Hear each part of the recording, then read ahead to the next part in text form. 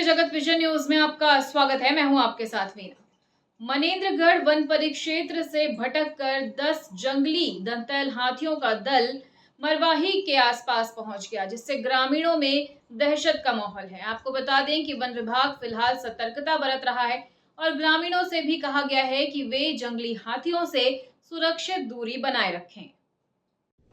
Marwahi one मंडल क्षेत्र में एक बार फिर हाथियों की दस्तक से ग्रामीणों में दहशत का माहौल है।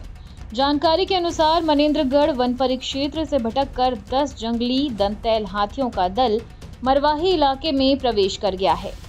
ये झुंड इस समय कटरा और श्रृंगार बहरा गांव के पास के जंगलों में डेरा जमाए हुए है। इसके अलावा हाथियों को ढपनी पानी और भाटा टिकरा क्षेत्रों में भी घूमते देखा गया है।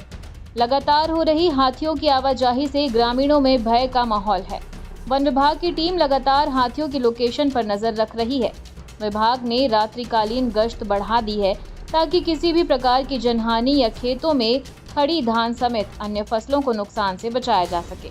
साथ ही ग्रामीणों से अपील की गई है कि वे रात के समय घरों से बाहर ना निकलें और हाथियों के झुंड से सुरक्षित दूरी बनाए रखें।